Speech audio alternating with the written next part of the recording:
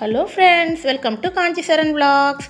இன்றைக்கி நம்ம என்ன பார்க்க போகிறோன்னா, கேரட் வச்சு சூப்பரான ஒரு ரவா லட்டு தான் செய்ய போகிறோம். வாங்க எப்படி செய்யலான்னு பார்க்கலாம்.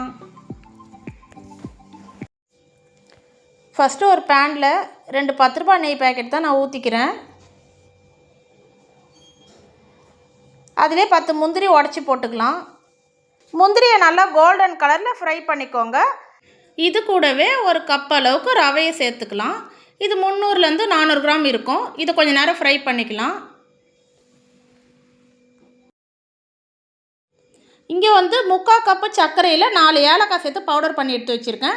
அப்புறம் தேங்காயும் கேரட்டும் திருவி வச்சுருக்கேன். இப்போ கேரட் போட்டுக்கலாம். நான் 2 கேரட் அளவுக்கு தான் திருவி போட்டிருக்கேன். நீங்கள் வேணுன்னா அதிகமாக கூட போட்டுக்கலாம். இது பச்சை வாசனை போகிற அளவுக்கு நல்லா வறுத்துக்கோங்க. பாருங்கள், நல்லா கிளறிக்கோங்க. இப்போ தேங்காயும் இது கூட சேர்த்துக்கலாம். தேங்காயும் சேர்த்து நல்லா பச்சை வாசனை போகிற அளவுக்கு நல்லா கிளறிக்கோங்க. அடி பிடிக்காமல் ஒரே ஈவனாக கிளறிக்கிட்டே இருங்க. இப்போ கரெக்டாக ரெடி ஆகிடுச்சு பாருங்கள். இது கூடவே பவுடர் பண்ண சுகரை சேர்த்துக்கலாம். சுகர் சேர்த்த பிறகு ஒரு கிளறிட்டு ஸ்டவ் ஆஃப் பண்ணிவிடுங்க, இல்லைன்னா அடி பிடிச்சிக்கும். இது கூடவே ஒரு கப்பு சூடான பால் எடுத்து வச்சுருக்கேன். அதை கொஞ்சம் கொஞ்சமாக ஊற்றி கிளறிக்கலாம். எனக்கு இந்த 1 கப்பு பால் கரெக்டாக இருந்துச்சு ஃப்ரெண்ட்ஸ். இப்போ பாருங்கள், லட்டு பிடிக்கிற அளவுக்கு சரியாக வந்திருக்கு பாருங்கள்.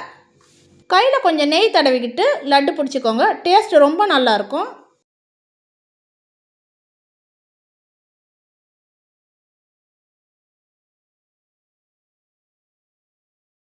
இதே மாதிரி ஒரு லட்டாக பிடிச்சி வச்சுக்கலாம். பாருங்கள் ஃப்ரெண்ட்ஸ், கேரட் வச்சு நம்ம பண்ண ரவா லட்டு சூப்பராக ரெடி ஆகிடுச்சு பாருங்கள். நீங்களும் கண்டிப்பாக ட்ரை பண்ணி பாருங்கள். இந்த வீடியோ உங்களுக்கு பிடிச்சிருந்ததுன்னா லைக் பண்ணுங்கள், உங்கள் ஃபேமிலி அண்ட் ஃப்ரெண்ட்ஸ்க்கு ஷேர் பண்ணுங்கள், கமெண்ட் பண்ணுங்கள், மறக்காமல் சப்ஸ்கிரைப் பண்ணிக்கோங்க. Thank you friends.